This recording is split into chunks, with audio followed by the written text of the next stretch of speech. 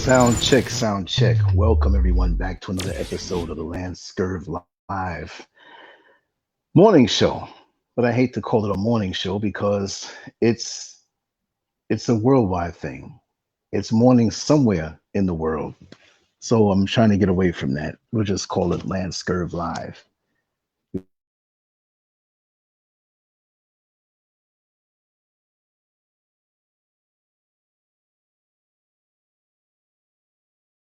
Very, very laid back mood right now. Very, very laid back mood right now. I guess you can hear it in my voice.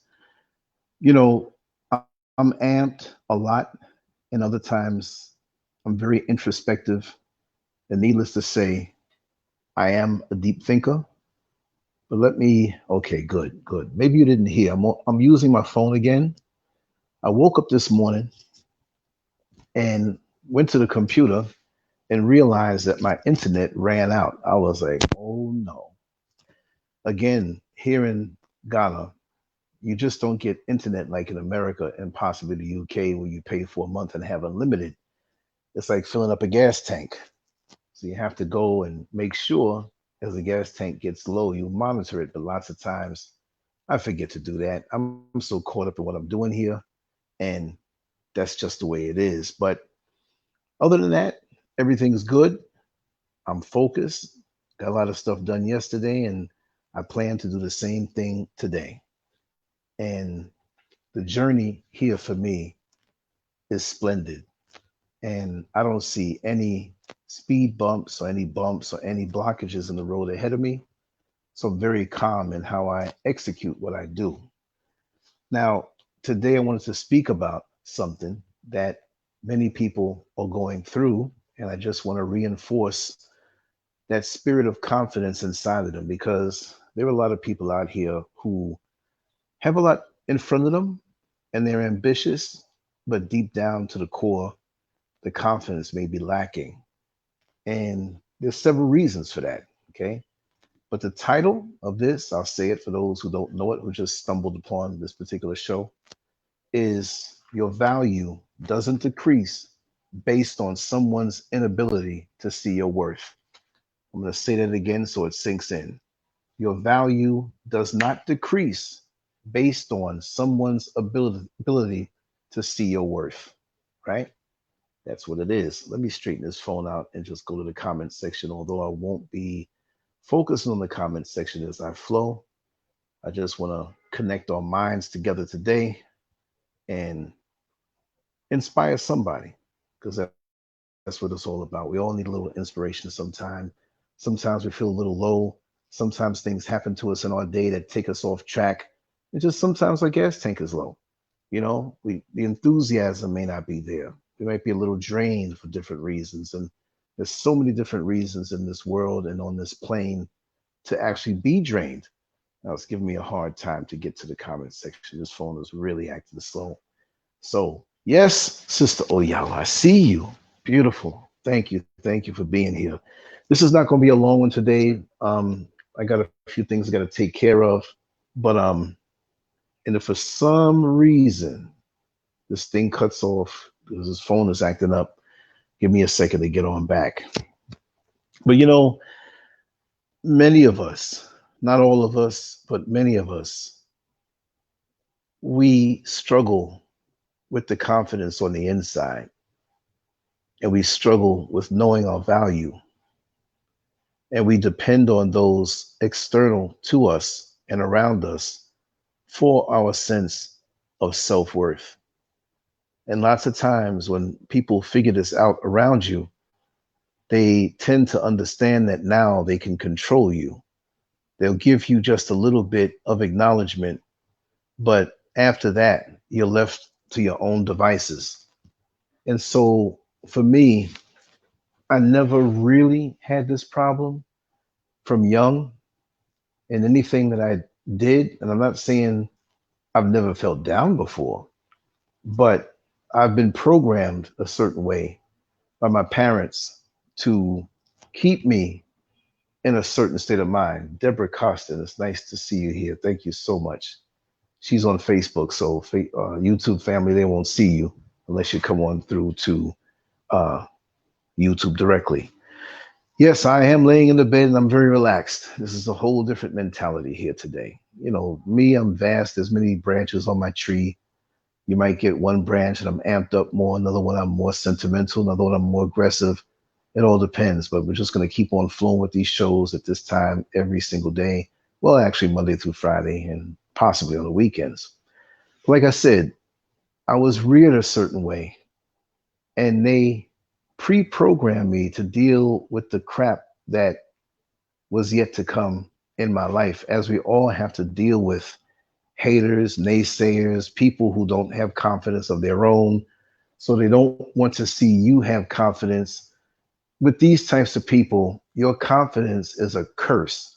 Your inner confidence is a put down, and your inner confidence forces them to look within to see what they don't have. And instead of cultivating the inner confidence in themselves or finding a way to help it grow, their job becomes to tear you down, smear you, smear your character, and keep you in a place of stagnation from the lack of activity and movement towards your goals. And to me, I hate to see that. That's just plain wrong. See, those people who work hard to keep you from understanding your self worth, they have none themselves. But you should not depend on anybody external to you for that. It should be something that is self generating from within. And that's what my parents kickstarted with inside of me, that you're worthy, you're talented, you're gifted, even over and above what you may know. You will find abilities and talents and gifts from within every day of your life moving forward as the years go by. There are things in you that you don't even realize yet. So, how dare somebody come along and try not to see your self worth, or their inability, like I said, but I should also add another word in there, the inability and refusal. You see, there are people who see the greatness in you, and instead of encouraging it, even when you do have the confidence from within, they refuse to acknowledge it. They refuse to acknowledge it. Isn't that something? That's terrible. And they don't want to see you blossom. And those are the types of people that when they have something that they're doing and they blossom with it, they do it in an arrogant way. They do it in a way not to motivate those around them, but they do it in a way to step on people and keep the people in their place. Well, who are you to decide what place a person is going to be in? And I find lots of times on these jobs, you know, dog eat dog, shark infested atmospheres called jobs. You're there to make money, but other people that are there sometimes to crush you, even to crush you beyond the confines of the job, but to crush you to the point where your home life and your personal life is damaged. And these people are jealous. And there's another thing I want to say and drive home. People are so jealous of you because your character carries more weight than their title. So have you ever been on a job where you've had a supervisor or someone who is higher than that, someone who is an admin, but they see you and you just got on the job or you hold a position less than them in rank, and every chance they get, they give you an attitude. Every chance they get, they want to make you feel as though your job is in jeopardy. They don't want you to feel settled. They don't want you to crack a smile on the job because your character is intimidating to them. See, they may have the title over you in that hierarchy, but your character is so strong, your resilience is so strong, your ability to have drive and focus intimidates them because they feel as though one day you're coming for their job. And that might be the last thing on your mind. You see what I mean? But your value, you have to know your value. When you sit down and go for a job interview and you sit down, yes, you're going to do everything right. But when they start to talk salary or hourly wage, sometimes we punk out because we don't want to be assertive or we don't really see a value. And lots of times that person or that job, they want to look at you less than what you are, even though they know they got a good deal in you. So it's up to you in life because people can sniff this out. They can see it so easy in you if you don't know your worth. And most of the time, they're not going to give it to you. They're not going to give you your props. And you know what? Don't look for it from them. Generate it your own self. Even when you feel a little down, know that you were put on this earth for a purpose. No matter how large or how small, no matter how public, no matter how private, you were put here for a purpose. And you can't deny that. Like I said, I'm going to say it again until the cows come home. My own personal analogy about the toolbox. See, all of us are like tools in a box, in a toolbox. And we all get carried to the job site. And some of the tools never get used because there was no need to use that particular tool at the job site.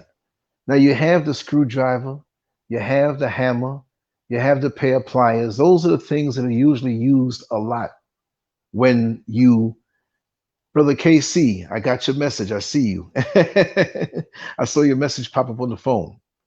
So in that toolbox, the tools that don't get used that much may think that they're not loved. They think that they don't have any value because once every 15 or 20 times on different job sites, they might get pulled out for a second, used and put back in the box. And now you have the other ones. Like I said, the pliers, the screwdriver, the hammer, they're always on top because they're always used. When you open up the toolbox, those are the tools that are always on top. It doesn't mean that those particular tools have more value than you, right? Because the least amount of times that you're used on the job site actually means you have a more specific purpose than a general hammer, pliers, or screwdriver. You see what I mean? So when you're finally pulled out, it is usually for something very unique. And guess what? What you do, the pliers, the hammer, and the screwdriver can't do. So when you're used the less amount of times, or when you're complimented less, or given acknowledgement less, you have more value and more worth because what you do, even if it's something that's not as popular, even if it's something that's not as public, when you're pulled out, it's a very, very special task indeed. You might be that electrical tool that you stick in the socket to see how much voltage is in there. The hammer can't do that now, can it? The screwdriver or the pliers can't do that. Now they have their worth. But just because you don't get acknowledged by the outside world doesn't mean you don't have great value. And sometimes in the present day, it's not for you to come out as that tool. But you're supposed to always know your value. Always. We all have the seeds of greatness inside of us. It's up to us to cultivate those seeds and plant them right to make them grow and see the value in it. And realize that your purpose is not the same purpose as someone else's. You understand?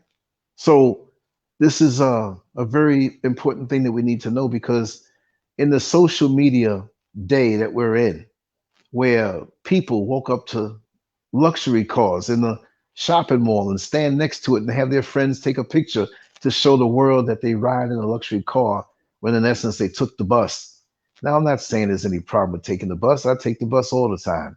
But we live in a plastic world where there's so much false bravado, so much, as the term goes back in New York City, so much fronting. You're fronting and putting up a front like all is well. Now, all might be well, and I want things to be well with everybody. But why is it that you have the need to put up this facade when in essence you put down the person who has value, but here you are standing on something superficial? See me? I want to set the foundation. I do not care if you tell me I'm valuable or not. I know I'm valuable. You can't convince me of anything less. I had lots of that going on when I first came out here to Accra, Ghana, not from the people who are already here, but many of those who arrived with me. I saw the envy, I saw the jealousy, I saw the need to put me down and say things subtly, and I never went for it. And this is why your confidence will drive others around you away because they cannot stand to see you rise. See, I know I'm going to rise. And it may not be a way of rising in a worldly level. See, because we can rise in different ways. It may be where a person can rise in their value to a family where the outside world doesn't see it. But that family member is very much valuable in undergirding and holding that family together. They are rising. You could be on a job and be so supportive of all the new hires who come in. And years later, they will all say, when I first started, you were the one who made me feel confident. You were the one who stayed over the time on this job after you punched out to show me some things that I was confused in while other people chuckled. Know your value, but also know the value and acknowledge the value in other people. We don't have too much of that these days in the Black community. We feel as though those around us who are new in some type of endeavor, a job, or an area of expertise, that, oh, they got to find out for themselves. I'm not going to help them. I had to find out myself, and I'm not doing nothing for them. Well, that's wrong. It's up to you to help plant the seed because that person will never forget you. And sometimes you do things for people and they end up being haters towards you. That doesn't take away what you brought to them, and they will one day still acknowledge what you did. When you do things for people, you never look for anything back in return. But just the same way, when it comes time to understanding your self worth, you never ever look for anybody to give it to you because they know, they see it.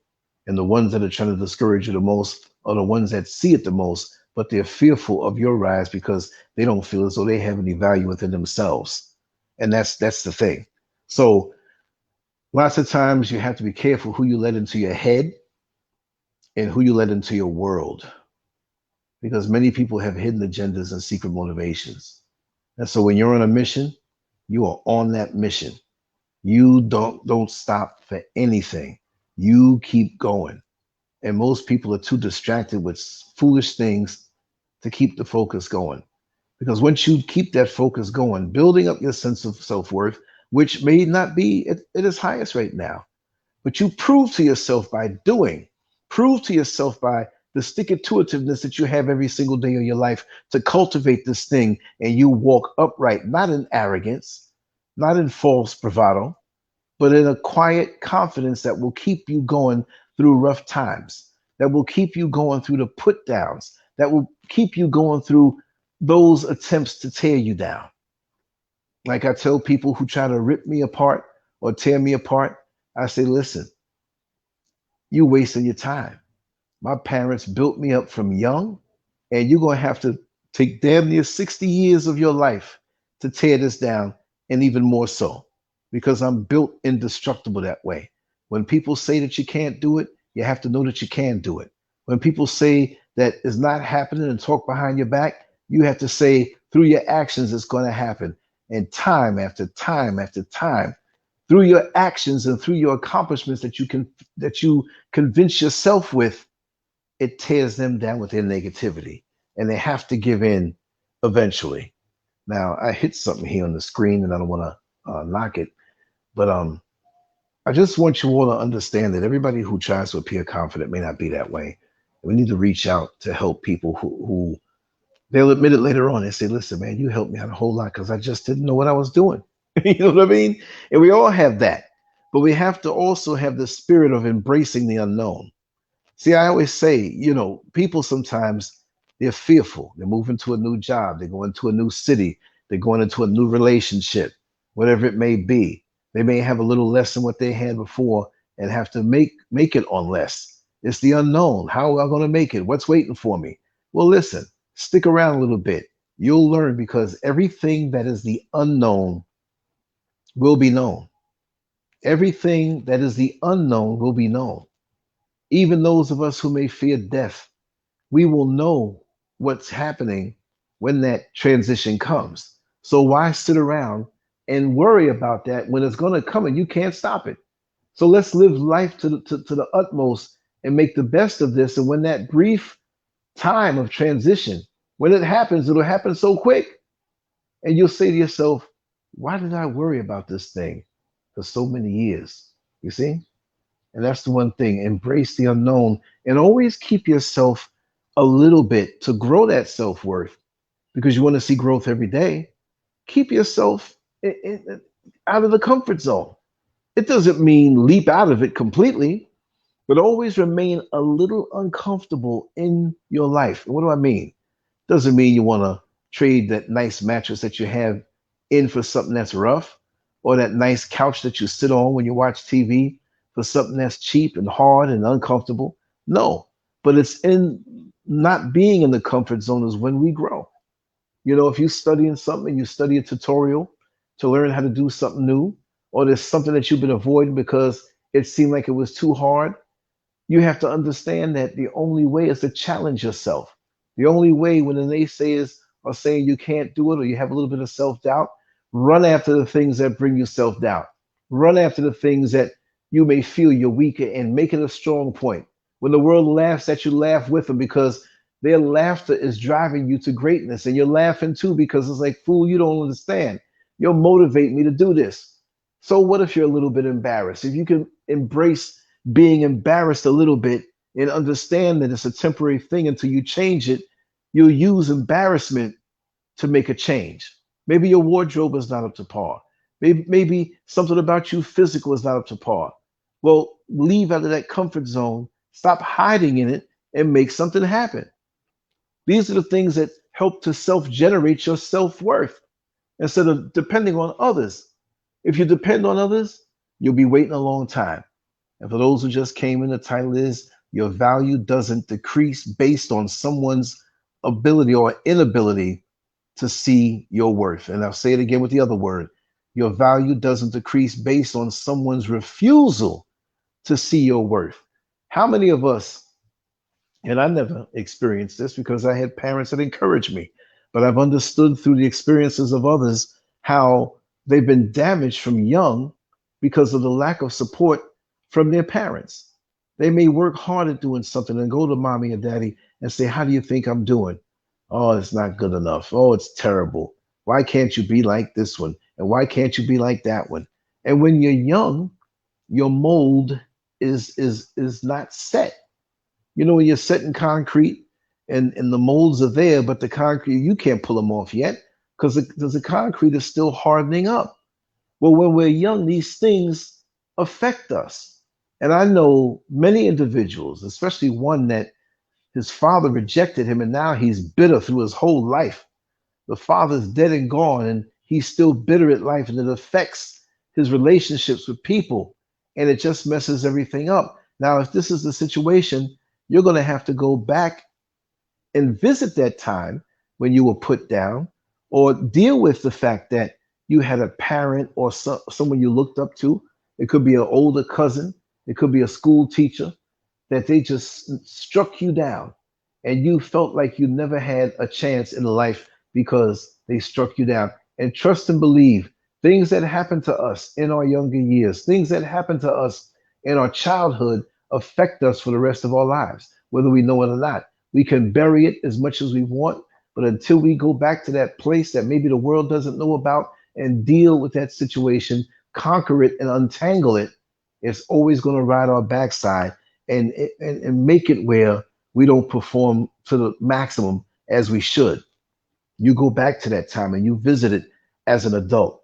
And this is a wonderful thing to do because we all have that inner child that needs that guidance. And sometimes we have to escort ourselves. See yourself as that child at that time when you were hurt. And now you're going to be that person as an adult to go back and save you. You see what I mean?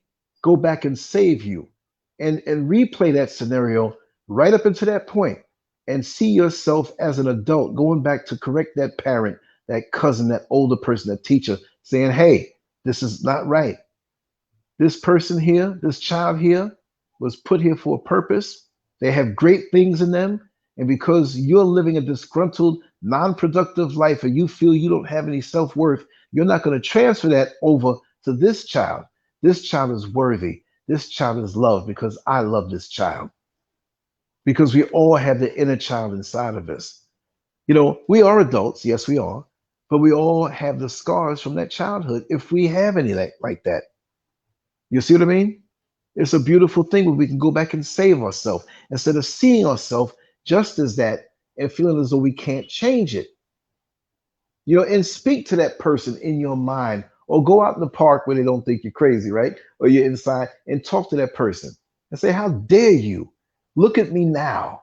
I've accomplished so much now, and I've walked with this pain, and I'm going to accomplish more when I get rid of that shitty attitude that you tried to put on me. And this goes for coworkers, friends, anything. You got to go back in time for that and conquer that. And then turn around and affirm that I am through with you. I am done with you. You have no more space in my head. I'm now going to piss you off and go on to do great things in my life. I'm done. And if you got to go the whole day saying that under your breath, or the next couple of days saying that, understand that you're done. You take control of your life. You grab you grab that young version of yourself by the hand, and you see it, and you're walking away from that person, and you tell them, I'm going to show you how to be great. I'm going to show you how to manifest those seeds of greatness inside of you. You have to do the mental mechanics to straighten yourself out. Look how many vehicles are out on the side of the road, perfectly good, but it may be something slightly off or needs repair. Just something slight. How many times have we gone to the mechanic thinking that what we have to deal with is something major, and it's just something minor? And they say, oh, how much am I going to charge? Well, the part is only $24.99. I'm going to charge you $20 to put it in. Here you are with $1,000 in your pocket thinking it was something major. The little things can have a big effect to stop your vehicle from driving down the road of life. You have to understand that. And that's something that we let little things break us. And they are little things. And sometimes they are major. But in the whole scope of your greatness, it's little. You weren't put here to fail. You weren't put here on this earth to have no value at all. And like I said, I see too many people walking around, and you can tell that their self-worth is less than zero. And so I always try to encourage somebody when they are feeling this way, because you know what? We, especially in America, when we're feeling down and some half stranger asks us how we're doing, how are you doing, buddy? Oh, I'm fine. Now, we know you don't want to really tell the world what you're going through, what your state of mind is, but you don't have to say that you're down. You can say something, even acknowledge it. I'm challenged right now, but I'm a superstar, and I'm in the process of overcoming all that's put in front of me. That's positive. And that reflects on them and how they look at you. Not that you're depending on that, but they say, wow. Because that person who's asking you, how are you feeling? They might be the one who's feeling down. And if you say fine, that's not enough for them. But if you say it that way, that I'm challenged right now, and the challenge is something that I'm going to surmount. It's a mountain that other people may say is too high, but I'm not just going to walk over the bad boy. I'm going to fly over it. And if I can't fly over it, I'm walking around it, or I'll go through it or dig under it and get through. But I'm going to put that mountain behind me eventually. And once you talk to yourself this way every single day, you'll have a wealth of enthusiasm in that bank of confidence. Now, I will say, in real life, I do have a challenge. And the challenge right now is that as I speak, I know that I have some type of virus, and it's a stomach virus, and I feel physically weak, but I'm mentally strong. And so we know what that means. They talk about, please don't squeeze the shaman. I'm going through shaman so fast because of the stomach virus that I have. I'm not claiming it, but that's what it is. And I'm going to keep this one short today. I'm going to take a nap. I'm still going to go up on the rooftop. I'm still going to record some things and work on my website. And I'm going to rest a little bit, and I'll make up for it tomorrow or even later. I know I'll be feeling a little better later on. I took some medicine for it. But there's a young lady from London that we're tentative on our interview with her.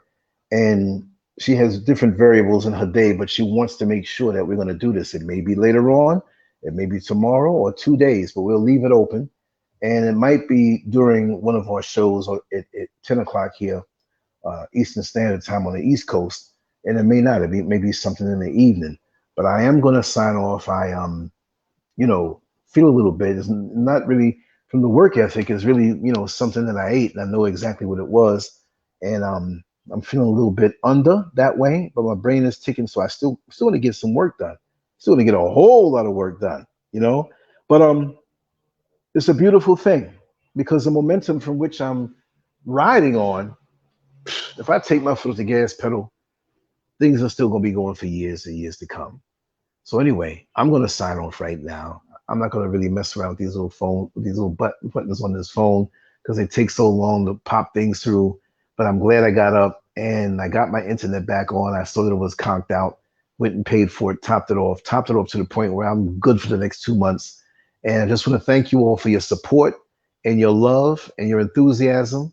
But I'm already in the bed and I'm gonna just after I sign off, I'm gonna rest a little bit, put more fluids in my body, and then I wake up and start attacking things again.